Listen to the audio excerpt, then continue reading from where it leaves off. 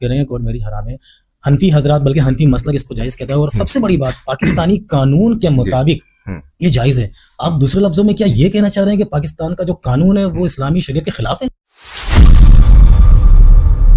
मिसाल के तौर पे एक लड़की है और एक लड़का है, वो कोर्ट मैरिज करने के लिए आए हैं और वो उनके माँ बाप जो है वो उनकी शादी किसी ऐसे बंदे से, ऐसे शख्स से करवाना चाह रहे हैं जो बिल्कुल भी उनके लिए सुटेबल नहीं है। ऐसे में क्या करें कि अपने माँ बाप की वो बात मान नहीं।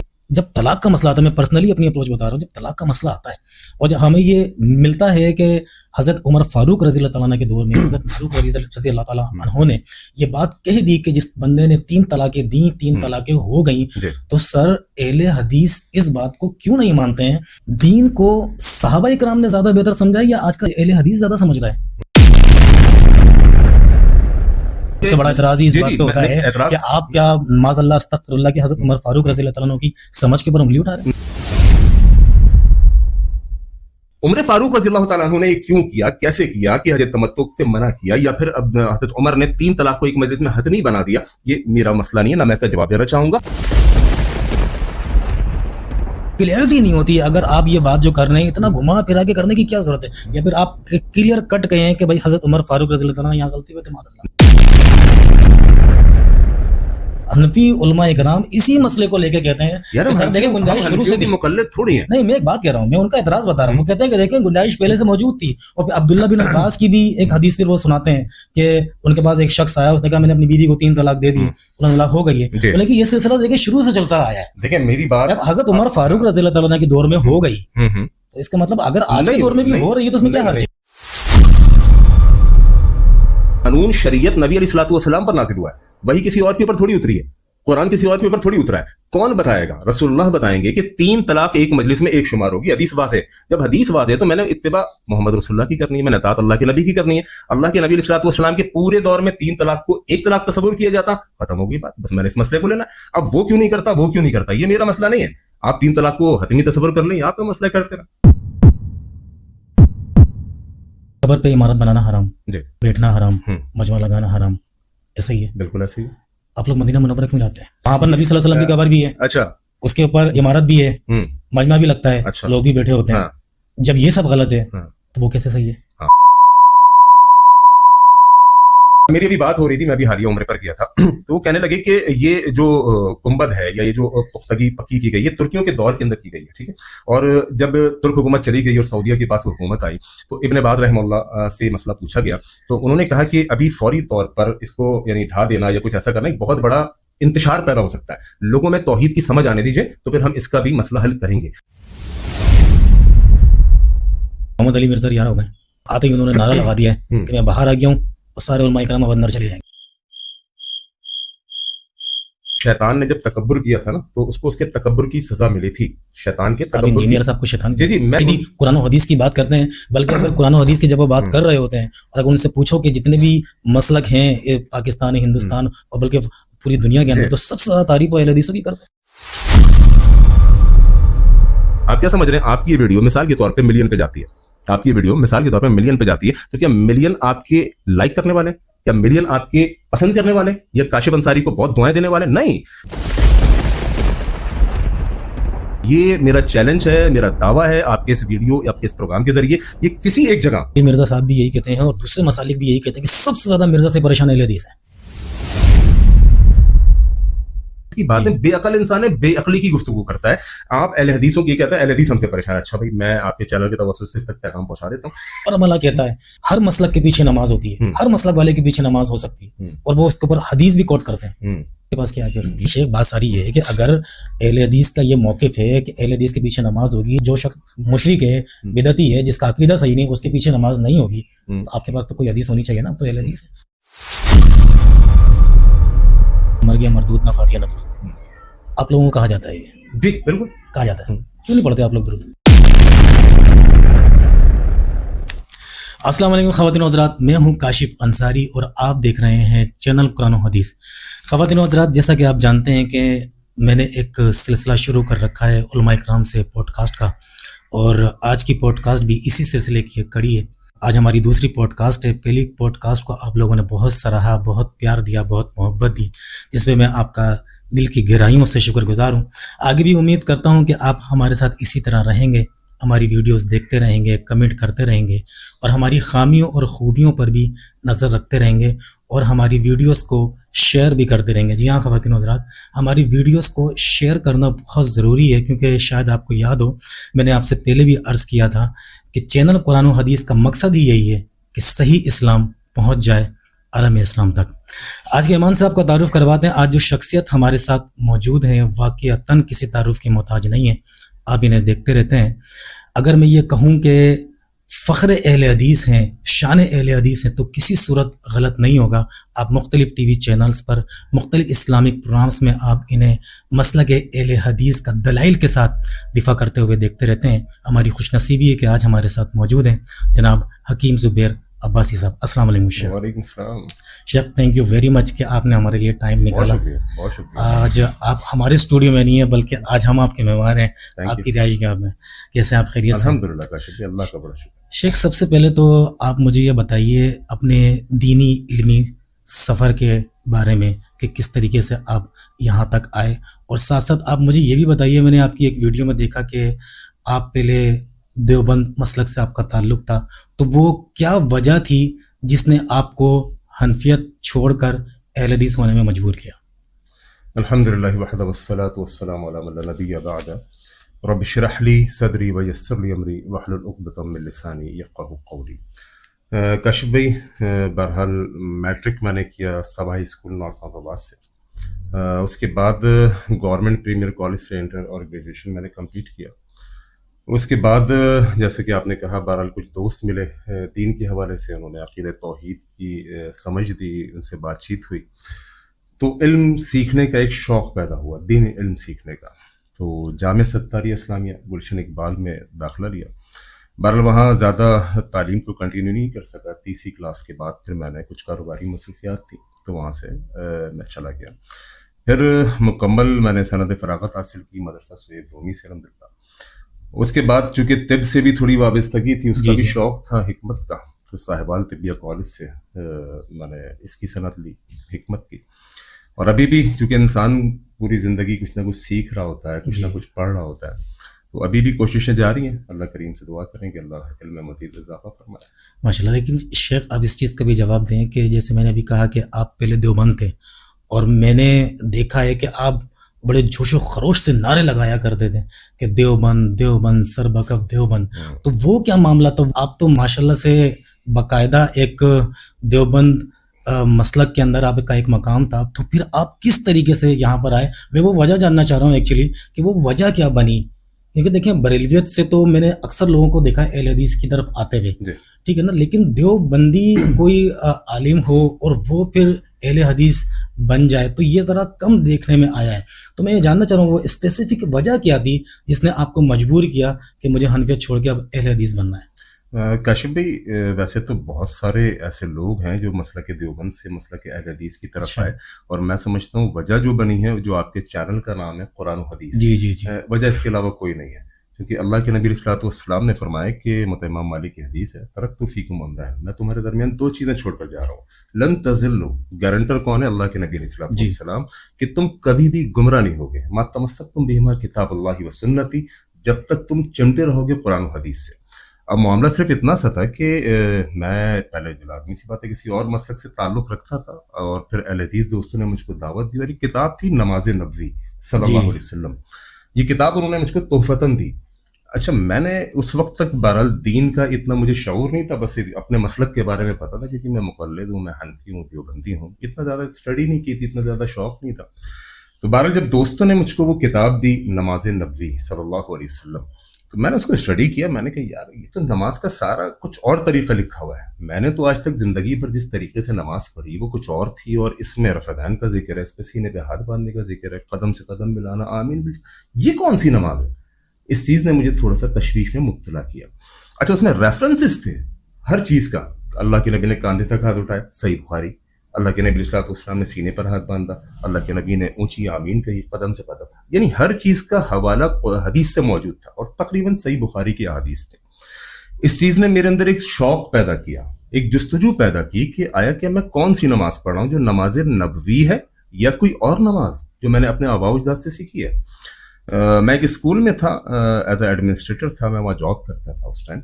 تو وہاں پر ایک دن لائبریری میں گیا. اچھا میں نے بچپن سے حدیثوں کے بارے میں سنا ہوا ضرور تھا، آپ نے بھی سنا ہوا ہوگا، ہر طالب علم نے جو کالج یونیورسٹی کا طالب علم ہے سنا ہوا تھا صحیح بخاری حدیث کی کتاب ہے فن. اچھا صحیح بخاری کے بارے میں مجھے معلوم تھا کہ یہ حدیث کی وہ کتاب ہے جو تمام کتب احادیث میں سب سے بلند ہے، قرآن کے بعد صحیح ترین کتاب. میں نے اپنے علماء سے بھی اس وقت سن رکھا تھا کہ وہ صحیح بخاری ہے. اب اس صحیح نماز نبوی کے اندر جتنے ریفرنسز تھے تقریباً 90% وہ صحیح بخاری سے تھے کہ اللہ کے نبی نے کاندھے تک ہاتھ اٹھایا، اللہ کے نبی علیہ الصلوۃ والسلام نے رفع دین کیا، اللہ کے نبی علیہ الصلوۃ والسلام نے یہ سب چیزیں کہ قدم سے قدم ملانا، آمین بالجہر، عورتوں کا مسجد میں آنا. میں نے اپنے آپ سے سوال کیا کہ میری نماز کیا نماز نبوی ہے یا نہیں ہے؟ میں دیکھ لیتا ہوں احادیث میں. اہل حدیث دوستوں نے جو کتاب مجھ کو دی ہے نماز نبوی، اس میں ریفرنسز تو موجود ہیں، آیا بخاری میں حدیث موجود بھی ہیں یا نہیں ہے؟ کیونکہ بہت ساری باتیں ایسی ہوتی ہیں، آپ سوشل میڈیا پہ دیکھیے کہ جناب یہ پوسٹ 10 لوگوں تک پہنچائیں تو جنت کی خوشخبری مل جائے گی. جس نے بتایا تو کہیں یہ ایسی کوئی بھنڈ تو نہیں تھا. تو میں نے جب لائبریری میں گیا اور میں نے صحیح بخاری وہاں رکھی ہوئی تھی، آج تک اٹھائی کبھی نہیں تھی، کبھی دیکھی نہیں تھی، کیونکہ میرا یہ ذہن تھا کہ میرا کیا کام، میں ایک دنیاوی آدمی ہوں، دنیاوی تعلیم حاصل کرنے والا. صحیح بخاری میں خود سے کیسے دیکھ لوں، یا قرآن کا ترجمہ میں خود سے کیسے پڑھ لوں؟ یہ تو ممکن نہیں تھا نا. لیکن میں نے اس دن اٹھائی، صحیح بخاری اٹھائی. اس میں تھے صحیح نماز نبوی سے میں نے جو انہوں نے ریفرنسز دیے ہوئے تھے کہ فلاں پیج فلاں نمبر فلاں کتاب فلاں، یہ میں نے بخاری میں وہ سب کھولتا چلا گیا. واللہ یقین کریں کہ میری آنکھیں کھلتی چلی گئی. میں نے کہا یار میں جو زندگی بھر نماز پڑھتا آ رہا تھا وہ کون سی ہے؟ آج جو میں بخاری کے اندر نماز دیکھ رہا ہوں اپنی آنکھوں سے دیکھ رہا ہوں، ریفرنس بک کے اندر نہیں، نماز نبوی میں نہیں، اس سے ریفرنس لے کے صحیح بخاری کے اندر دیکھ رہا ہوں کہ اللہ کے نبی نے کاندھے تک ہاتھ اٹھایا، اللہ کے نبی نے سینے پر ہاتھ باندھے، قدموں سے قدم ملایا، یہ تو مجھے اس میں مل گئی. اب اس کے بعد میں تھوڑا سا جس جامعہ میں جاتا تھا اپنے مفتی صاحب کے پاس، میں ان کے پاس گیا. میں نے کہا حضور بات یہ کہ میرے پاس اتنا دین کا علم اتنا شعور نہیں، آپ ہی سے سیکھا ہے، آپ لوگوں سے ہی دین سیکھا ہے میں نے، تو مجھے بتائیے کہ میں جس طرح سے اپنے آباء و اجداد کو دیکھ کے نماز پڑھ رہا تھا، یعنی کانوں تک ہاتھ اٹھاتا تھا، ناف کے نیچے ہاتھ باندھتا تھا، رفع دین نہیں کرتا تھا، تو وہ نماز مجھے کتاب صحیح بخاری میں نظر نہیں آئی. اور میں نے خود یہ سنا ہوا ہے کہ صحیح بخاری کا مقام قرآن کے بعد ہے، بہترین کتاب ہے، کتب احادیث کے اندر اس کا مقام بہت بلند ہے. میری نماز جو میں نے 22-23 سال پڑھی ہے، یعنی اس وقت میں نوجوانی کی زندگی میں تھا، کالج لائف میں تھا، یہ 22-23 سال کی جو نماز تھی بغیر رفع دین کے، بغیر کاندھے تک ہاتھ اٹھائے ہوئے، قدم سے قدم میں نہیں ملاتا تھا، یہ مجھے بخاری میں کیوں نہیں ملی؟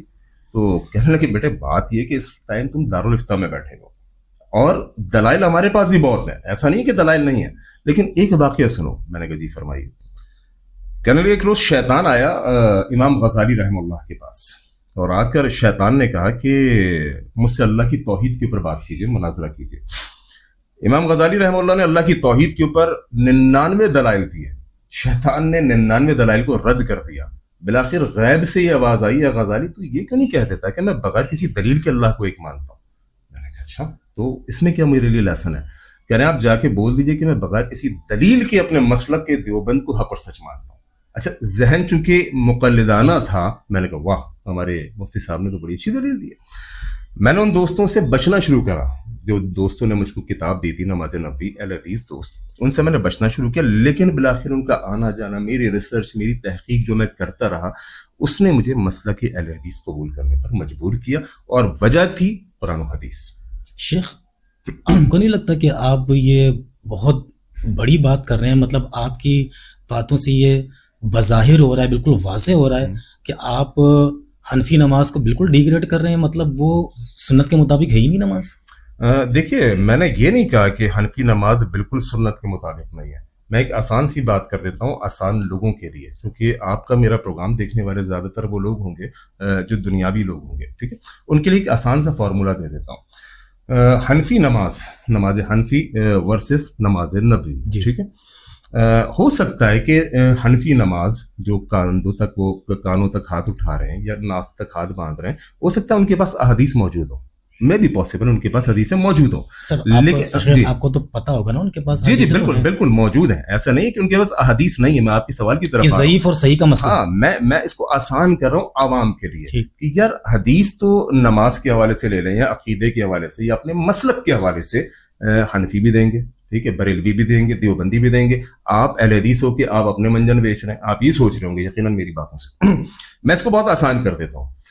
جب یہ بات طے شدہ ہے کہ صحیح بخاری بعد از قرآن کے بعد صحیح ترین مقام احادیث کی کتب کے اندر صحیح بخاری کا ہے. تو ایک عام انسان جس کو سمجھنے میں بڑی مشکل ہو رہی ہے کہ یار دیوبندی یہ کہہ رہا ہے, بریلوی یہ کہہ رہا ہے, اہل حدیث یہ کہہ رہا ہے, میں کس کی بات مانوں؟ اہل حدیث بھی نماز کے حوالے سے احادیث دکھا رہا ہے, دیوبندی بھی دکھا رہا ہے, حنفی بھی دکھا رہا ہے, میں کس کی مانوں؟ عام آدمی تو پھنس گیا نا, اس کے نزدیک تو پریشانی ہو گئی. تو وہاں پر بڑا عام سا اور آسان سا جواب یہ ہے کہ جب یہ بات طے ہے کہ صحیح بخاری کا مقام سب سے بلند ہے احادیث میں, تو آپ صحیح بخاری کی طرف آ جائیں. آپ ایک ایسی حدیث کی کتاب کی طرف آ جائیں کہ جس کے اوپر کسی کو کوئی شک و شبہ نہیں ہے, بریلوی ہو, دیوبندی ہو, اہل حدیث ہو, سب کا ماننا یہ ہے کہ صحیح بخاری کا مقام احادیث کے اندر سب سے بلند ہے. تو جب صحیح بخاری کے اندر نماز کا جو پورا طریقہ موجود ہے تو پھر آپ وہاں سے لے لیجیے, بہت آسان سا کام ہوگا. بات اصل میں یہ ہے کہ آپ بالکل ٹھیک کہہ رہے ہیں کہ صحیح بخاری کا ایک مقام ہے, ایک مرتبہ ہے, لیکن جو دوسری کتب کے اندر جو احادیث ہیں یہ کیسے ہو سکتا ہے کہ نبی اکرم صلی اللہ علیہ وسلم کہیں پر کچھ اور فرما رہے ہوں, کہیں نہیں, ایسا نہیں ہے. یا تو بخاری کے اندر حدیث بالکل صحیح ہے جو آپ کہہ رہے ہیں, یا پھر دوسری صحیح نہیں ہے. نہیں, ایسا نہیں ہے. اصل میں احادیث کے اندر پھر ایسی بھی بہت ساری احادیث ہیں جن کی سندوں پر کلام ہوا ہے. جی میں یہی کہہ رہا ہوں نا کہ یا تو وہ غلط نہیں ہے. دیکھیں بات یہ کہ احادیث کا ایک پورا ایک ٹاپک, ایک چیپٹر, ایک فن ہے. احادیث کا ایک فن ہے جس کو بہت سارے علماء کرام اسٹڈی کرتے ہیں, پڑھتے ہیں, اور ان کو معلوم بھی ہوتا ہے کہ یہ حدیث صحیح حدیث نہیں ہے. یعنی صحیح حدیث سے مراد اس میں ضعف ہے, اس میں کوئی کمزوری ہے. اس کے یعنی بنسبت اس کے کمپیریزن کے اندر جب صحیح بخاری کی صحیح حدیثیں موجود ہیں تو میرا کہنا یہ کہ اس ضعیف حدیث کو کیوں لیں ہم, اس کمزور حدیث کو ہم کیوں لیں؟ اس کے مقابلے میں جب آپ کو صحیح حدیث مل رہی ہے آپ وہ لے لیں. بہت ساری, میں ایک مثال آپ کو دیتا ہوں, بہت ساری من گھڑت اور موضوع روایات بھی شامل ہوتی ہیں, اور بہت ساری ضعیف احادیث بھی شامل ہوتی ہیں, اور بہت ساری ایسی لوگوں نے حدیث کہہ کے شامل کیا ہوا تھا جو ان کو پتہ نہیں ہے. وہ مقلد ہے, وہ بیسیکلی مقلد ہے, ان کے امام نے, ان کے پیر نے, ان کے مولوی نے جہاں لگا دیا وہ لگے ہوئے. میں اگر ریسرچ نہ کرتا, میں اگر تحقیق نہ کرتا, میں جہاں پہ تھا میں وہیں پر ہوتا. ایک عام سی بات میں آپ کو بتاتا ہوں. آپ نے سنا ہوگا کہ رفع دین اس لیے آیا کہ لوگ بت لے کر آتے تھے بغلوں میں. بڑی عام بات ہے عوام کے اندر, یہ بڑی عام بات ہے کہ جس کو روکنا ہے نا رفع دین سے, وہ عام بات پھیلا دی تھی, بغلوں میں بت لے کر آتے تھے اس لیے رفع دین کو گھمایا.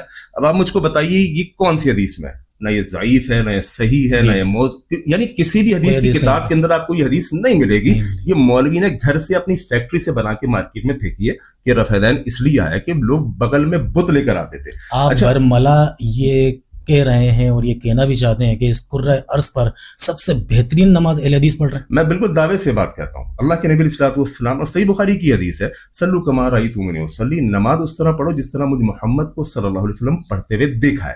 میری بات آپ نے مکمل نہیں ہونے دی. میں نے رفع دین کے حوالے سے آپ سے بات کی کہ لوگوں نے اس کو پھیلایا کہ بت بغل میں لے کر آتے تھے. اب یہ دیکھیں ایک لاجیکل اس کا جواب یہ ہے کہ بت جو بغل میں وہ لے کر آتے تھے وہ تو پہلی رفع دین سے ہی گر جانی چاہیے تھی. ٹھیک ہے, تو یہ ایک لاجیکل عام آدمی کو بھی سمجھنی چاہیے.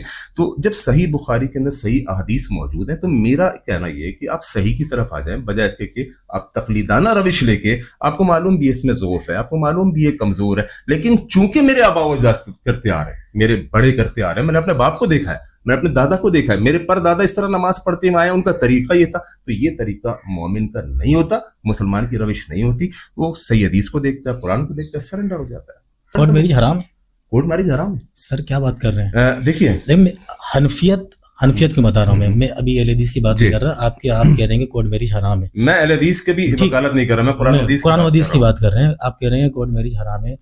حنفی حضرات, بلکہ حنفی مسلک اس کو جائز کہتا ہے, اور سب سے بڑی بات پاکستانی قانون کے مطابق یہ جائز ہے. آپ دوسرے لفظوں میں کیا یہ کہنا چاہ رہے ہیں کہ پاکستان کا جو قانون ہے وہ اسلامی شریعت کے خلاف ہے؟ ہاں, یہ کافی ایموشنل آپ مجھے کر رہے ہیں, لیکن میں ایموشنل آپ کی بات سے ہوں گا نہیں.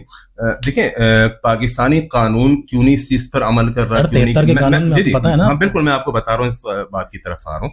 پاکستانی قوانین کے اندر کوڈ میرج کیوں نہیں حرام ہے ابھی تک یہ مجھے نہیں پتا. ٹھیک ہے, یہ آپ قانون دان سے پوچھیے یا آپ قانون لکھنے والوں سے پوچھیے, مجھ سے آپ شرعی مسائل کا پوچھیے. قانون لکھنے والوں نے یہ بات کہی ہے کہ پاکستان کا کوئی بھی قانون شریعت کے خلاف نہیں ہوگا. دیکھیں وہ تو اگر آپ حنفیت کے مطابق یہ جائز ہے, کیونکہ وہاں پر جو جج ہوتا ہے وہ اس کو ولی کا درجہ دیا جاتا ہے. مجھے صحیح اور غلط کا نہیں پتا, میں کہہ رہا ہوں کہ اگر اہل حدیث اس کو اگر غلط کہہ رہے تو یقیناً آپ کے پاس کوئی دلیل ہوگی. اور میں آپ کو دلیل ہی پیش کرنے جا رہا ہوں, اگر آپ سننے کی تھوڑی سی کوشش کریں. سب سے پہلے بات, پاکستانی قانون میں آپ نے کہا ایسا کیوں نہیں ہے, حنفیز کو جائز قرار دیتے ہیں، وہ کیوں اس کو غلط نہیں مانتے؟ تو دیکھیں ہم کسی کے مکلف نہیں ہیں، میں اپنا پیغام پہنچا رہا ہوں، میں اپنی بات پہنچا رہا ہوں، مجھے معلوم ہے کہ کتنے فیصد لوگ میری بات سے ایگری ہوں گے، کتنے نہیں ہوں گے، کوئی مسئلہ نہیں ہے۔ رائے کے اظہار کی تو آزادی ہر شخص کو ہے نا۔ پاکستان آپ کہتے ہیں اسلامی جمہوریہ پاکستان، جمہوریت ہے، سب کو اپنی رائے کا اظہار کرنے کا اختیار ہے، تو میں بھی اپنی رائے کا اظہار کر رہا ہوں، اور میری رائے انشاءاللہ کتاب و سنت کے مطابق ہے، اگر غلط ہے تو اس کو ثابت تو کیجیے۔ سر آپ کھلے لفظوں میں یہ بات کہہ رہے ہیں نا کہ پاکستان کا یہ قانون شریعت کے خلاف ہے؟ دیکھیں اب یہ آپ ان قانون بنانے والوں سے پوچھیے، میں آپ کو شریعت کا مسئلہ بتا دیتا ہوں۔ اللہ کے نبی علیہ الصلوۃ والسلام نے فرمایا لا نکاح الا بولی، ٹھیک ہے؟ اب یہ تو قانون بنانے کہاں ولی، دیکھیں کورٹ میرج کی ضرورت ہی مثال کے طور پہ ایک لڑکی ہے اور ایک لڑکا ہے، ٹھیک ہے، وہ کورٹ میرج کرنے کے لیے آئے ہیں، اور وہ ان کے ماں باپ جو ہیں وہ ان کی شادی کسی ایسے بندے سے، ایسے شخص سے کروانا چاہ رہے ہیں جو بالکل بھی ان کے لیے سوٹیبل نہیں ہے، ایسے میں کیا کریں کہ اپنے ماں باپ کی وہ بات مان لیں؟ نہیں، اب آپ دو باتیں کر رہے ہیں۔ اچھا یہ مختلف ہے، دو باتیں ہو گئی ہے۔ اس کنڈیشن میں جائز ہے؟ اگر ولی ساتھ گیا ہے کورٹ کے اندر تو بالکل جائز ہے۔ نہیں شیخ، میں یہ نہیں کہہ رہا، آپ نے یہی تو کہا نا۔ نہیں میں یہ نہیں کہہ رہا، میں یہ کہہ رہا ہوں کہ اگر کسی لڑکی کی شادی اس کے والدین کسی زبردستی کروانا چاہ رہے ہیں، 3 کنڈیشنز آ گئی ہیں۔ اب آپ کے سوال میں 3 کنڈیشنز آ گئی ہیں، میں اس کنڈیشن کا پوچھ رہا ہوں، میں آپ کو تینوں کا جواب دینا چاہوں گا۔ ایک کنڈیشن یہ ہے کہ والدین، پیرنٹس، یہ سارے کے سارے لوگ گئے، ماں بھی گئی ہے، باپ بھی گیا، بھائی بھی گیا، نہیں کوئی بھی نہیں گیا، ولی چلا گیا، سرپرست سربراہ چلا گیا، اور کورٹ کے اندر بچی اور اس کے بچے کی رضامندی سے نکاح ہو گیا، یہ بھی کورٹ میرج ہے، لیکن یہ بالکل جائز ہے کیونکہ ولی شامل ہے۔ ایک کیفیت یہ ہے کہ کورٹ کے اندر لڑکا لڑکی پہنچے، ولی کوئی نہیں ہے، ولی کوئی نہیں ہے۔ عمومی طور پر اس معاشرے میں جتنی کورٹ میرجز ہوتی ہیں کاشف صاحب، وہ ہوتی ہے اس صورت میں کہ ولی راضی نہیں ہوتا، یہ تو بہت کم کنڈیشن ہوتی ہے، مجھے تو شاید ایسی کوئی کنڈیشن ابھی تک نظر نہیں آئی کہ خرچے سے بچنے کے لیے کوئی کورٹ جائے اور کہ میری شادی کرا، تو ہو سکتا ہے کوئی 1-2 مثالیں ہوں، لیکن زیادہ تر مثالیں کورٹ میرج کی وہ ملیں گی جو ولی راضی نہیں تھا، باپ راضی نہیں تھا، لڑکی لڑکے بھاگ گئے، باقی کورٹ پہنچے، کورٹ جا کے انہوں نے شادی کر لی۔ میں اس کورٹ میرج کو کہہ رہا ہوں جائز نہیں ہے جو ولی کے بغیر کی گئی ہے، لا نکاح الا بولی، ولی کی اجازت کے بغیر نکاح نہیں ہے، فنکاح ہوا باطل، فنکاح ہوا باطل، فنکاح ہوا باطل۔ نبی نے 3 بار اس طریقے سے جو نکاح ہو رہے ہیں وہ کس زمرے میں جائیں گے؟ میں اس کے بھی بارے میں آپ کو بتاتا ہوں۔ نبی نے 3 بار کہا جو نکاح بغیر ولی کے ہوگا وہ باطل ہے، جو نکاح بغیر ولی کے ہوگا وہ باطل ہے، جو نکاح بغیر ولی کے ہوگا وہ باطل ہے۔ ٹھیک ہے، اب جو ہو گیا ولی کی اجازت کے بغیر، ولی کی موجودگی کے بغیر، لڑکا لڑکی افیئر ہوا، جناب پیار محبت، اور وہ بھاگے، ماں باپ نے اجازت نہیں دی، کورٹ میں کر لیا۔ اللہ کے نبی علیہ الصلوۃ والسلام نے فرمایا، بات میری نہیں، مدینے والے امام کی ہے، اللہ کے نبی نے فرمایا فإن الزانیہ هی التی تزوج نفسہا، وہ عورت زانیہ ہے جو خود سے بھاگ کے نکاح کر لیتی ہے، جس میں سرپرست نہیں ہے، ولی نہیں ہے۔ تو کتنی سخت ترین بات تو خود اللہ کے نبی علیہ الصلوۃ والسلام نے خود فرما دی کہ وہ عورت زانیہ ہے جو خود سے اپنا نکاح کر لیتی ہے۔ شیخ شادیوں کے بعد ہمارے یہاں ایک بہت بڑا مسئلہ طلاق کا بھی ہے جی، اور آپ کو پتا ہے جب طلاق کی بات آتی ہے اور حنفی اور اہل حدیث کا بالکل کانٹے کا مقابلہ ہے۔ جب طلاق کا مسئلہ آتا ہے، میں پرسنلی اپنی اپروچ بتا رہا ہوں، جب طلاق کا مسئلہ آتا ہے اور جب ہمیں یہ ملتا ہے کہ حضرت عمر فاروق رضی اللہ تعالیٰ عنہ کے دور میں حضرت فاروق رضی اللہ تعالیٰ عنہ نے یہ بات کہہ دی کہ جس بندے نے 3 طلاقیں دیں 3 طلاقیں ہو گئیں، تو سر اہل حدیث اس بات کو کیوں نہیں مانتے ہیں؟ دین کو صحابہ اکرام نے زیادہ بہتر سمجھا ہے یا آج کا اہل حدیث زیادہ سمجھ رہا ہے؟ صحیح، بالکل صحیح کہہ رہا ہے۔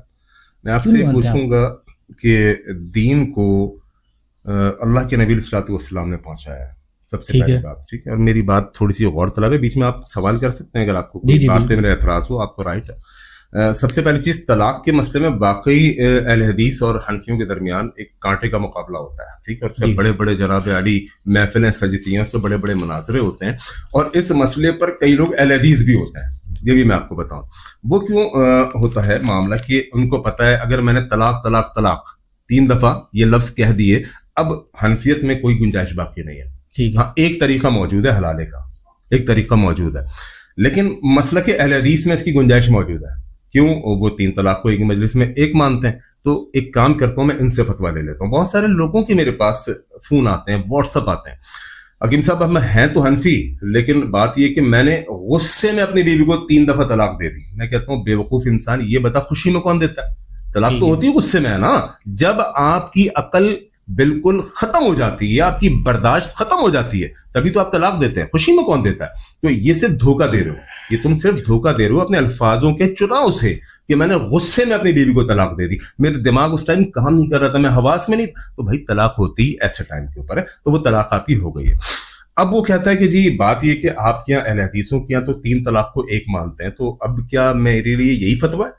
تو میں ان کو یہ کہتا ہوں کہ یار پوری زندگی آپ نے حنفیت کو سپورٹ کیا, پوری زندگی آپ نے حنفی مسلک کے مطابق گزاری, اب اس ایک مسئلے کے لیے, یعنی اپنے گھر کو بچانے کے لیے, یا پھر اپنی بیوی سے آپ کو بڑا پیار ہے لیکن اس ٹائم اشتعال میں آپ آ گئے اور آپ نے طلاق دے دی, اب اس بیوی کو واپس حاصل کرنے کے لیے, اور آپ میں اتنا کم از کم ظرف موجود ہے, اتنی انسانیت موجود ہے, آپ میں اتنا اسلام موجود ہے, اتنی غیرت موجود ہے کہ آپ حلالے کی طرف نہیں جانا چاہتے, آپ حلالے کی طرف, ایک بغیرتی کے کام کی طرف آپ نہیں جانا چاہتے, وہ عمل کے جس کے لیے اللہ اور اس کے رسول نے لعنت کی ہے حلالہ کرنے اور کرانے والے کے لیے. تو آپ نے کہا ایک شارٹ کٹ راستہ ہے جی, اہل حدیثوں کے پاس جاؤ, اور ان کے تو 3 طلاق کو 1 مجلس میں 1 مانتے. تو میں ان سے درخواست کرتا ہوں کہ جس طرح وہاں پر آپ نے طلاق دی, پھر آپ تقلید کو, حنفیت کو بھی طلاق دے کے مکمل مسائل میں حدیثوں کو لے لیجیے, مکمل مسائل میں تقلید کی روش چھوڑیے اور سارے مسائل میں آپ حدیثوں کو لے لیجیے.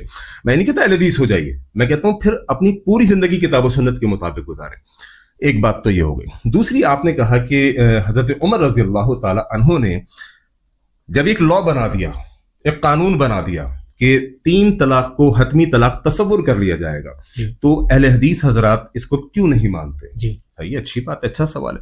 میں آپ سے پوچھنا چاہتا ہوں کہ حضرت عمر فاروق رضی اللہ تعالی عنہ کے صاحبزادے ہیں عبداللہ بن عمر رضی اللہ تعالی عنہ, حج تمتع کے مسئلے کے اوپر انہوں نے حضرت عمر کی اس قانون, اس لا کو نہیں مانا. حضرت عمر نے جو طلاق کا قانون بنایا, کہ شریعت تھی, کہ اسلام تھا, یہ قانون تھا, تاجرن ایک قانون بنا دیا کہ آج کے بعد جس نے بھی 3 طلاق دی اس کو حتمی تصور کر لیا جائے گا. یہ ایک قانونی طور پر ہے, ایک تاجرن ایک قانون بنایا, ایک رول بنایا, شریعت نہیں تھی, شریعت نہیں تھی نا, کیونکہ شریعت تو محمد رسول اللہ صلی اللہ علیہ وسلم پر نازل ہو. نبی صلی اللہ علیہ وسلم کی تعلیمات کے مطابق جو نبی صلی اللہ علیہ وسلم نے طریقے سکھائے ہیں, کیا ان کو بھی قانون کے تحت توڑا موڑا جا سکتا ہے؟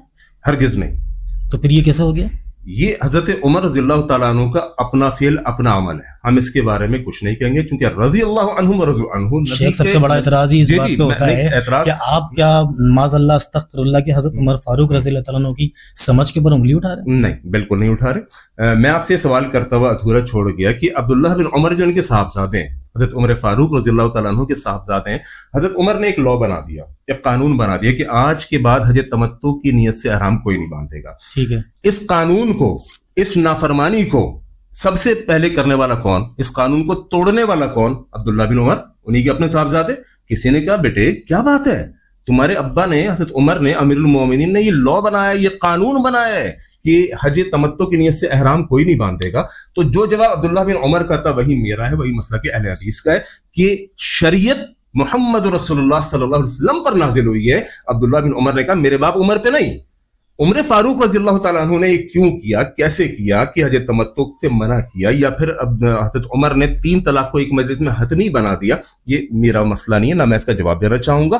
یہ مسئلہ امیر المومنین کا ہے, انہوں نے کیوں کیا یہ ان کو بہتر معلوم ہوگا. مجھے بالکل اسی طرح وہ بہتر معلوم ہے جو عبداللہ بن عمر ان کے صاحبزادے کو معلوم تھا کہ شریعت محمد رسول اللہ پہ نازل ہوئی ہے, میرے باپ عمر پہ نہیں. تو اسی طرح شریعت محمد رسول اللہ صلی اللہ علیہ وسلم پر نازل ہوئی ہے, اور اسی شریعت کی پاسداری مجھ پر آپ پر فرض ہے. صحیح مسلم کے اندر حدیث ہے, اللہ کے نبی علیہ الصلوۃ والسلام کے پورے دور میں, دیکھیے کلمہ ہم نے کس کا پڑھا ہے؟ نبی صلی اللہ علیہ وسلم کا, محمد رسول اللہ صلی اللہ علیہ وسلم کا. قرآن نے کہا لقد کان لکم فی رسول اللہ اسوۃ حسنہ, ماڈل ایگزامپل, نمونے کے طور پہ محمد کو پیش کیا صلی اللہ علیہ وسلم کہ لوگوں سن لو, تمہارے لیے محمد رسول اللہ کی ذات بہترین نمونہ ہے. ٹھیک ہے, اسی طرح اللہ رب العالمین نے فرمایا وما آتاکم الرسول فخذوہ وما نہاکم عنہ فانتہوا, لوگوں جو چیز رسول اللہ تم کو دے دیں اسے لے لو, اور جس چیز سے اللہ کا رسول تم کو روک دے اس چیز سے رک جاؤ. یہ ڈو یہ ڈونٹس, یہ کرنا یا نہیں کرنا کون بتائے گا؟ محمد رسول اللہ صلی اللہ علیہ وسلم. اب اللہ کے نبی علیہ الصلوۃ والسلام کے پورے دور میں صحیح مسلم کی حدیث میں موجود ہے کہ 3 طلاق کو 1 مجلس میں 1 مانا جاتا تھا. تو کلمہ میں نے محمد رسول اللہ کا پڑھا ہے صلی اللہ علیہ وسلم. بات آپ کی بالکل درست ہے, لیکن क्लियरिटी नहीं होती है। अगर आप ये बात जो कर रहे हैं इतना घुमा फिरा के करने की क्या जरूरत है, या फिर आप क्लियर कट कहें कि भाई हजरत उमर फारूक रज़ी अल्लाह ताला यहाँ गलती पे थे माज़अल्लाह। नहीं कह सकता, क्यों कह सकता हूँ? अब्दुल्ला बिन उमर ने कहा कि मेरा बाप यहाँ गलती पर था, उन्होंने कहा शरीयत मोहम्मद रसूलुल्लाह पे नाजिल हुई है, मैं अल्लाह के नबी की इताअत करूंगा। वाज़ेह हदीस मौजूद है ना उसके ऊपर, तो उस मसले के ऊपर, इसके ऊपर हनफी उलमा इकराम इसी मसले को लेकर कहते हैं कि सर देखिए गुंजाइश शुरू से थी, मुकल्लिद थोड़ी है। नहीं, मैं एक बात कह रहा हूँ, मैं उनका एतराज बता रहा हूँ। वो कहते हैं कि देखें गुंजाइश पहले से मौजूद थी। और अब्दुल्ला बिन अब्बास की भी एक हदीस फिर वो सुनाते हैं कि उनके पास एक शख्स आया, उसने कहा मैंने अपनी बीवी को 3 तलाक दे दी, उन्हें तलाक हो गई है। लेकिन ये सिलसिला देखिए शुरू से चलता आया है। देखिए मेरी बात, अब हजरत उमर फारूक रज़ी अल्लाह ताला के दौर में हो गई, तो इसका मतलब अगर आज के दौर में भी हो रही है तो उसमें क्या हर्ज है? देखिए हो रही है, वो नहीं हो रही, वो मेरा मसला नहीं है। आप 3 तलाक को हतमी मान ले, आपका मसला है। मुझसे आप पूछेंगे अल्लाह के नबी का अमल क्या, मैं कहूंगा 3 तलाक एक मजलिस में एक शुमार होगी। हनफी दे रहा है, देवबंदी दे रहा है, अहले हदीस दे रहा है, दुनिया का कोई भी शख्स अगर 3 तलाक को हतमी तसव्वुर कर रहा है, मैं कह रहा हूं कि नहीं, ये कानून नहीं है भाई। कानून शरीयत नबी अलैहिस्सलातु वस्सलाम पर नाज़िल हुआ है, वही किसी और के ऊपर थोड़ी उतरी है, कुरान किसी और के ऊपर थोड़ी उतरा है। कौन बताएगा? रसूलुल्लाह बताएंगे कि 3 तलाक एक मजलिस में एक शुमार होगी। हदीस वाज़े, जब हदीस वाज़े तो मैंने इत्तिबा मोहम्मद रसूलुल्लाह की करनी है, मैंने अतात अल्लाह के नबी की करनी है। अल्लाह के नबी अलैहिस्सलातु वस्सलाम के पूरे दौर में 3 तलाक को एक तलाक तसव्वुर किया जाता, खत्म हो गई बात, बस मैंने इस मसले को लेना है। अब वो क्यों नहीं करता, वो क्यों नहीं करता, ये मेरा मसला नहीं है। आप 3 तलाक को हतमी तसव्वुर कर लें, आपका मसला है, करते रहा। मैंने तो उमर फारूक रज़ी अल्लाह ताला ने क्यों किया ऐसा? या इसका सवाल का जवाब मेरे पास नहीं है ना, मैं कैसे आपको जवाब दूं क्यों किया? मैं ये बोलूंगा अलबत्ता हजरत उमर के इस कानून के बावजूद भी वो जन्नती हैं, वो जन्नती हैं। अल्लाह रब्बुल आलमीन ने उमर फारूक को या दीगर जितने सहाबा सबके लिए एक कुलिया कानून बना दिया कि रब इनसे राजी है। अब इन्होंने क्यों किया, इस क्यों का जवाब मैं कैसे दे सकता हूँ? मेरी औकात क्या है, मैं इनके कदमों की खाक भी नहीं हूँ। मैं सिर्फ एक बात बोलूंगा कि अल्लाह के नबी के पूरे दौर में 3 तलाक को एक तलाक तस्लीम किया जाता था, तसव्वुर किया जाता था। और खुद उमर फारूक जो इस कानून को लाए कि एक मजलिस में 3 तलाक हतमी तसव्वुर की जाएगी, इन्होंने ही, हजरत उमर ने ही जब कहा हज तमत्तो आज के बाद कोई नहीं करेगा, तो अब्दुल्लाह बिन उमर ने बड़े शानदार अल्फाज कहे कि जब अल्लाह के नबी अलैहिस्सलातु वस्सलाम ने इजाजत दी है, मेरा वालिद कौन होता है, मेरा वालिद कौन होता है? तो वही जवाब अब्दुल्लाह बिन उमर का बहुत सुटेबल है, बहुत बेहतरीन है कि शरीयत मोहम्मद रसूलुल्लाह पे नाजिल हुई है, हम उन्हीं की इत्तिबा करेंगे। किसने क्या किया, क्यों किया, ना हमसे अल्लाह पूछेगा। हमसे अल्लाह ये पूछेगा कि मोहम्मद की अतात की थी सल्लल्लाहु अलैहि वसल्लम, हम इतना कह सकेंगे अल्लाह हमने खुद हदीस में पढ़ा था कि तेरे नबी के दौर में 3 तलाक को एक तलाक तसव्वुर तस्लीम किया जाता था, हमने इस कानून के ऊपर अमल किया। कब्र पे इमारत बनाना हराम, जी, बैठना हराम, मजमा लगाना हराम, ऐसा ही है, बिल्कुल ऐसे ही। आप लोग मदीना मुनव्वरा क्यों जाते हैं? वहां पर नबी सल्लल्लाहु अलैहि वसल्लम की कब्र भी है, अच्छा, उसके ऊपर इमारत भी है, मजमा भी लगता है, अच्छा, लोग भी बैठे होते हैं। जब ये सब गलत है तो वो कैसे सही है? हाँ, ये बात आपने कही। आप लोग जियारत के लिए जाते भी हैं? हाँ, सभी जाते हैं, सभी जाते हैं, बरेलवी, देवबंदी, अहले हदीस, शाफी, हंबली, मालिकी, सब जाते हैं, क्योंकि सबके नबी है ना। जी जी बिल्कुल। ये हमारे आपसी इख्तलाफात के बावजूद वो नबी सबके हैं, ठीक है। अब बात ये कि 2 चीजों को एक जगह पर करना, अल्लाह के नबी अलैहिस्सलातु वस्सलाम ने साफ फरमा दिया कि कब्रों पर मजमा लगाना, कब्रों को पुख्ता करना, कब्रों पर इमारत बनाना, कब्रों पर मेले करना, उर्स करना, मेले ठेले करना, नबी अलैहिस्सलातु वस्सलाम ने इसको मना किया जी। बल्कि इंतकाल से कुछ लम्हात पहले अल्लाह के नबी अलैहिस्सलातु वस्सलाम ने कुछ वक्त पहले फरमा दिया कि लोगों मेरी कब्र को सजदागाह ना बनाना। बल्कि अल्लाह के नबी अलैहिस्सलातु वस्सलाम ने कहा कि अल्लाह की लानत हो यहूद और नसारा पर कि जिन्होंने अपने अंबिया के जाने के बाद उनकी कब्रों को सजदागाह बना दिया। लोगों मुझ मोहम्मद की सल्लल्लाहु अलैहि वसल्लम कब्र को सजदागाह मत बनाना। अब आप कह रहे हैं कि अल्लाह के नबी अलैहिस्सलातु वस्सलाम की कब्र पे यानी मदीना के अंदर जनाब अली लोगों का रश भी मौजूद है, मेला भी मौजूद है। जो आप मेला कह रहे हैं, मैं तो नहीं कह रहा, वहाँ हुजूम मौजूद है, लोग तो जमा होते हैं, लोगों का हुजूम मौजूद है, और जनाब कब्र भी पक्की है और उस पर इमारत भी कायम है। जी बिल्कुल। मेरी अभी बात हो रही थी, मैं भी हालिया उम्रे पर गया था तो वो कहने लगे कि ये जो गुंबद है या ये जो पुख्तगी पक्की की गई, ये तुर्कियों के दौर के अंदर की गई है, ठीक है। और जब तुर्क हुकूमत चली गई और सऊदीया के पास वो हुकूमत आई, तो इब्न बाज रहमहुल्लाह से मसला पूछा गया, तो उन्होंने कहा कि अभी फौरी तौर पर इसको यानी ढा देना या कुछ ऐसा करना एक बहुत बड़ा इंतशार पैदा हो सकता है, लोगों में तौहीद की समझ आने दीजिए, तो फिर हम इसका भी मसला हल करेंगे। तो बहरहाल ये अल्लाह के नबी अलैहिस्सलातु वस्सलाम की कब्र जो है वो बहरहाल अंदर से कच्ची ही है, और उनकी सिक्योरिटी की वजह से, क्योंकि नबी की कब्र को आप किसी और की कब्र से, बाबों की कब्र से तशबीह दे नहीं सकते।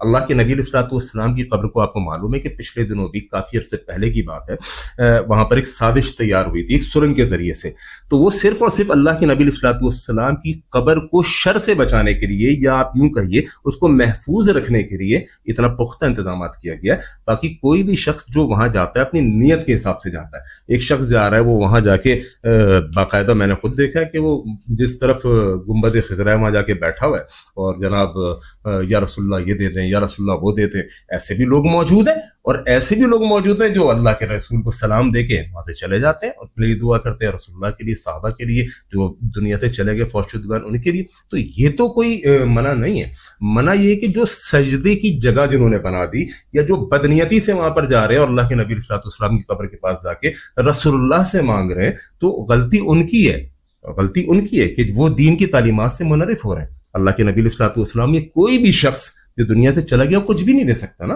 وہ کچھ بھی نہیں دے سکتا، دینے والا اللہ ہے۔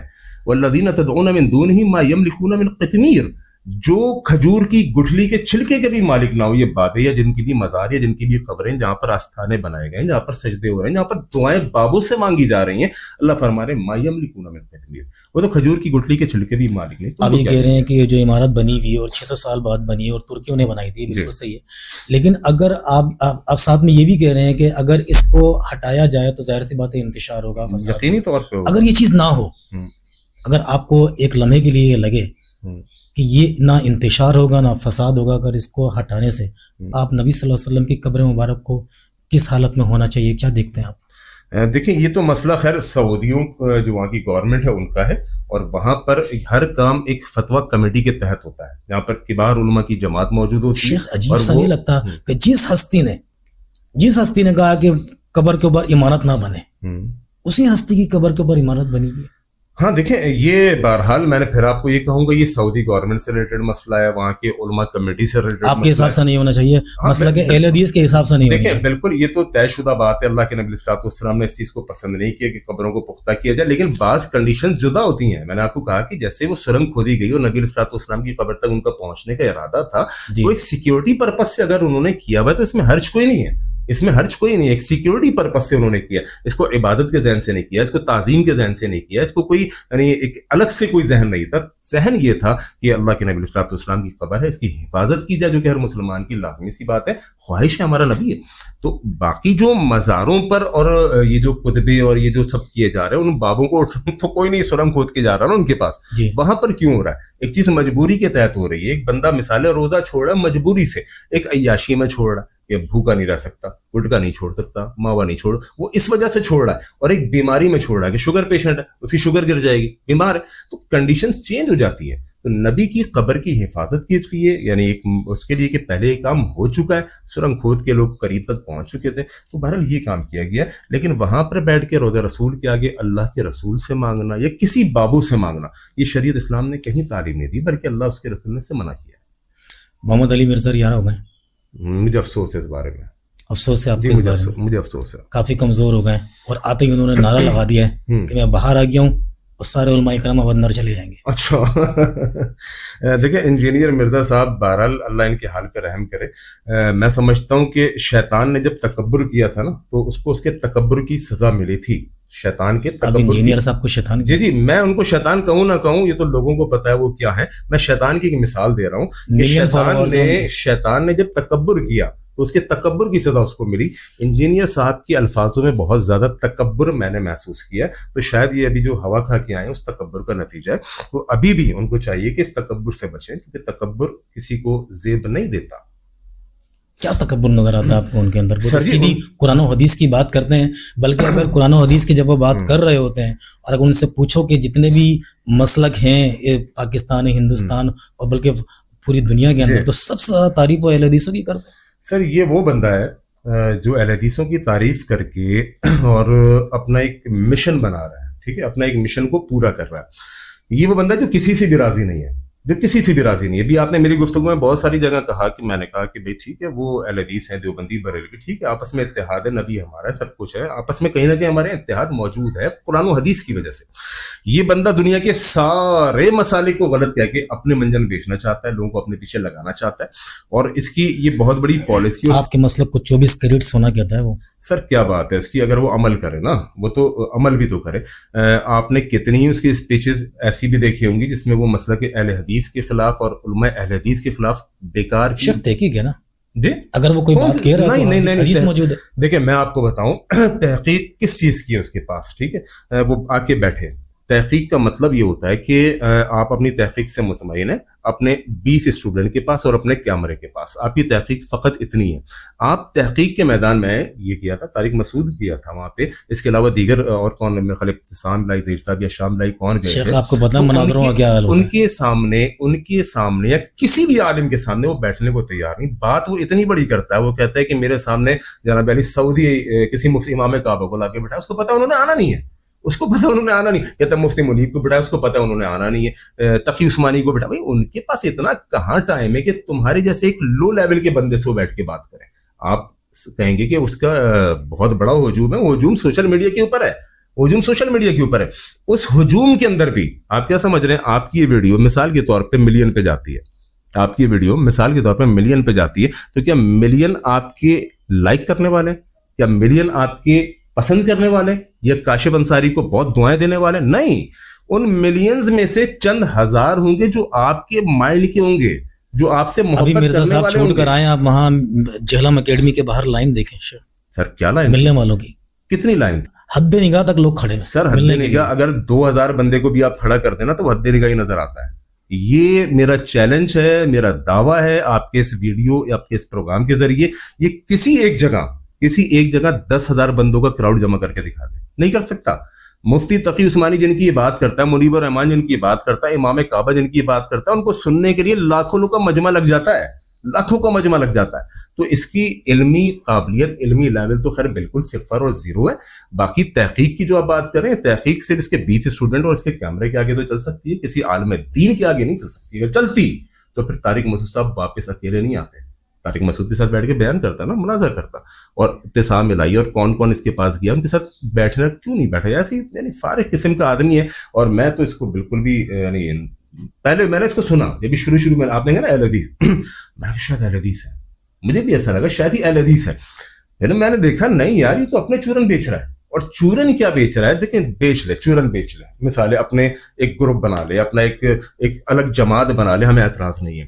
چورن یہ بیچ رہا ہے کہ لوگوں کو قرآن و حدیث دکھا کے بعض صحابہ کی بے حرمتی کر رہا ہے, بعض صحابہ کے خلاف لوگوں کے دلوں کے اندر بغض بھر رہا ہے. ہماری ذہن سے اور ہماری تعلیم کے مطابق, ہمارے عقیدے کے مطابق نبی کے ہر صحابی جنتی ہے, ٹھیک ہے. میں نے شروع میں حضرت عمر کے بارے میں آپ نے کہا, میں نے کہا وہ جانے, ان کا معاملہ جانے, انہوں نے ایسا کیوں کہا, رضی اللہ عنہ رضو عنہم. ہمیں اتنا معلوم ہے کہ اللہ کے نبی کے ہر صحابی جنتی ہے انشاءاللہ الرحمن. یہ بغض صحابہ کے اندر اتنا بڑھ چکا ہے, اور خفیہ طریقے سے. بعض لوگ ایسے ہیں جو صحابہ کی مخالفت کھل کے کرتے ہیں, آپ کو معلوم ہے صحابہ کا مخالف ہیں, ٹھیک ہے. لیکن اگر سنیوں کا لبادہ اڑ کر کوئی بندہ بڑے خفیہ انداز کے اندر لوگوں کے دلوں کے اندر, ذہنوں کے اندر صحابہ کی نفرت کو پیدا کر رہا ہو, امیر معاویہ رضی اللہ تعالیٰ عنہ جیسے صحابی کی نفرت کو پیدا کر رہا ہو, اور دیگر بہت سارے صحابہ کی نفرتوں کو پیدا کر رہا ہو, یہ ان سے زیادہ خطرناک ہے جو کھل کے صحابہ کی مخالفت کرتے ہیں. وہ ایسی کیا چیز ہے آپ محمد علی مرزا کے اندر جو دیکھتے ہیں کہ اگر اس بندے کے اندر یہ چیز نہ ہو تو ہماری اس سے دوستی بھی ہو سکتی ہے, ہمارا اختلاف ختم ہو سکتا ہے. کوئی تو جیسے آپ بہت ساری ہوں گی, میں ان میں سے ایک چیز کو فوکس کر دیتا ہوں کہ یہ بغض صحابہ کو اپنے دل سے نکال دیں, صحابہ کے بغض کو نکال دیں. باقی صحیح بہت ساری جماعتیں, بریلیوں سے بھی ہمارے اختلاف, اہل حدیثوں کا دیوبندیوں کا اہل حدیثوں سے علمی اختلاف موجود ہے. یہ لیکن جو بغض صحابہ کا فتنہ لے کے چل رہا ہے نا, جس کی وجہ سے بہت سارے, میں نے اللہ پہ قسم اٹھا کے کہتا ہوں, ایسے نوجوانوں کو دیکھا جو بالکل صحیح تھے, آج کوئی امیر معاویہ کے خلاف بات کر رہا ہے, کوئی کسی صحابی کے خلاف بات کر رہا ہے, باقاعدہ طور پر گندا لہجہ, گندی زبان استعمال کر رہا ہے. اس کے پیچھے انجینئر کی تعلیم تھی. محمد علی مرزا صاحب بھی یہی کہتے ہیں, اور دوسرے مسالک بھی یہی کہتے ہیں کہ سب سے زیادہ مرزا سے پریشان اہل حدیث ہیں. کیونکہ ہمیں اس سے کوئی پریشانی نہیں, ہمیں اس سے کوئی پریشانی نہیں. آپ اہل حدیثوں کی مسجد میں جائیں, یہ مقصد تھوڑا سا انسان عقل سے بھی تو بات کرے نا. اس کی باتیں بے عقل انسان ہے, بے عقلی کی گفتگو کرتا ہے. آپ اہل حدیثوں کی کہتا ہے اہل حدیث ہم سے پریشان ہے. اچھا بھائی, میں آپ کے چینل کے توسط سے اس تک پیغام پہنچا دیتا ہوں. اہل حدیث کیسے اس سے پریشان ہے؟ آپ اہل حدیث مسجد میں جائیں اور جا کر کھڑے ہوں اور بولیں بھائی کتنے لوگ ہیں انجینئر مرزا کے فالوور. اہل حدیث لوگ کہاں ملیں گے؟ اہل حدیثوں کی مسجد میں ملیں گے نا بھائی. آپ اہل حدیث مسجد میں آئے, جا کے پوچھیں بھائی انجینئر کے فالوور کتنے ہیں, یقین کیجئے شاید کسی مسجد میں تو ایک بھی نہیں ملے گا, شاید کسی مسجد میں کوئی ایک دو ملے, اور گالیاں دینے والے انجینئر کو ہزاروں ملیں گے.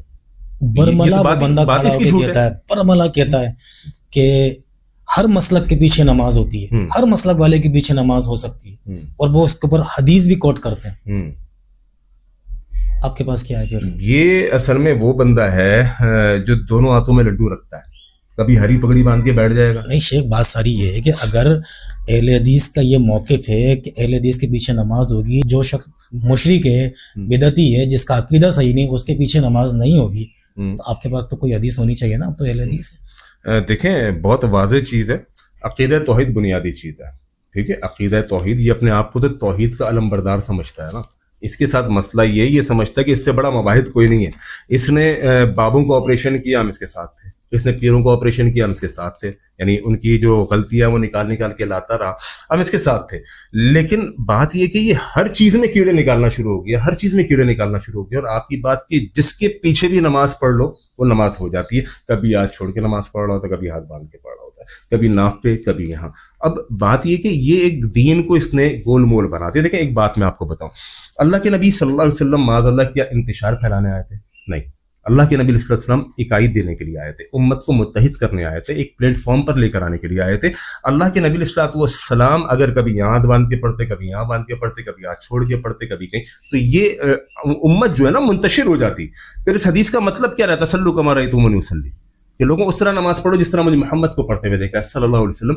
یہ کرنا تو بہت آسان ہے, آپ بھی ٹھیک, آپ بھی ٹھیک, یہ بھی ٹھیک, یہ بھی ٹھیک, آؤ بیٹھ کے بات کریں. نہیں, یہ طریقہ درست نہیں ہے. نبی کی ایک ہی طریقہ ہے, اور اللہ کے نبی صلی اللہ علیہ وسلم نے کہا اسی طریقے کو جو اپنائے گا, اسی طریقے سے جو نماز پڑھے گا, وہ نماز نبوی ہوگی.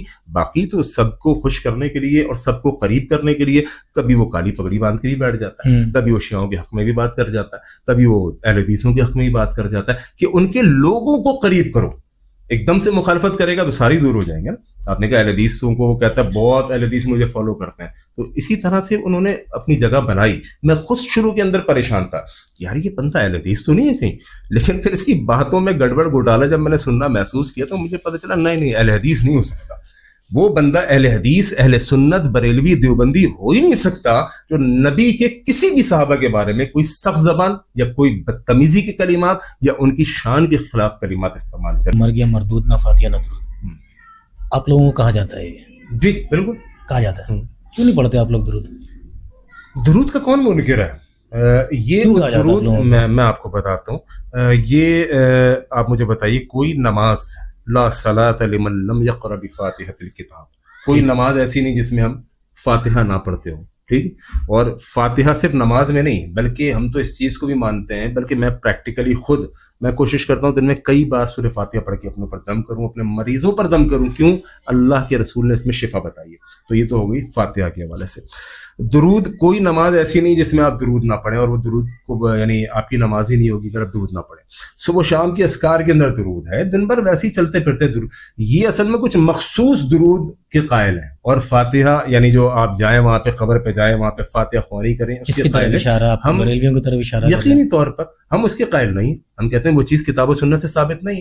ہم صرف اتنا کام کریں گے جو کتاب و سنت سے. کس درود کی طرف اشارہ کر رہے ہیں آپ؟ کون سے ان کے ایسے درود ہیں جو سنت سے ثابت نہیں؟ دیکھیں بہت سارے ہیں. مثال کے طور پہ آپ یہ کہہ رہے ہیں کہ وہ جو درود پڑھتے ہیں اس کا کوئی حدیث میں کوئی ذکر نہیں ہے؟ بالکل. کئی ایسے درود انہوں نے خود ساختہ بنائے ہیں. یہ آپ نے بہت سارے ہیں. اب اس کو میں آپ کو نہ جماعت نہ فرقے کا نام لینا چاہتا ہوں, نہ کچھ ایسی بات کرنا چاہتا ہوں. بہت سارے ایسے درود ہیں جو خود ساختہ ہیں. تو ہم ان کو نہیں, ہم کہتے ہیں ٹھیک ہے جو درود ابراہیمی ہے ہم پڑھتے ہیں, اور اس کے علاوہ جو اللہ کے نبی علیہ الصلوۃ والسلام نے جو تعلیم دی ہے ہم اس کے منکر نہیں, ہم اس کو کرتے ہیں. میری اپنی وائف, میری پہلی بیگم, وہ حنفی تھی, بریلوی دیوبندی مکسر تھی. شادی کے لیے رشتہ کیا تو جناب عالی میں اہل حدیث ہو چکا تھا. پہلی شادی جب تھی وہ حنفی تھی, دیوبندی بریلوی مکس جان کی. اچھا, ان کو بعد میں پتہ چلا یہ تو اہل حدیث ہے, تو ان کی والدہ نے میری والدہ کو فون کیا. انہوں نے کہا جی معذرت ہم آپ سے رشتہ نہیں کر سکتے.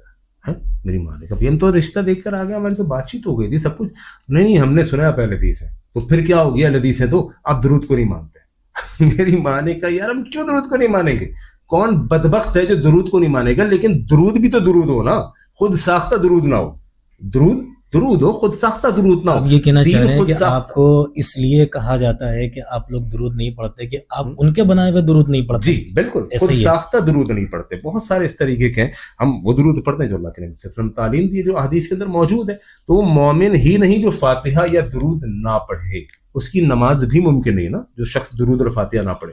لیکن یہ بہت بڑی غلط فہمی ہے، جس سے مجھے اپنی شادی والا واقعہ بھی یاد آ گیا کہ انہوں نے رشتہ دینے سے انکار کر دیا کہ آپ لوگ درود کے منکر ہیں. میری ماں نے کہا کہ بھئی کون کمبخت درود کا منکر ہو سکتا ہے؟ وہ مسلمان ہی نہیں جو درود نہ پڑھے، نماز نہیں ہوگی جو درود نہ پڑھے. لیکن ایک چیز ہی کہ جو تم کہہ رہے ہو کہ یہ ہم نے تو جناب درود تاج اور فلاں ہمارے آبا نام بہت سارے ہمارے آبا اجداد سے ہم نے سنا، کتابوں میں موجود ہے، تو ہم اس کو نہیں مانتے.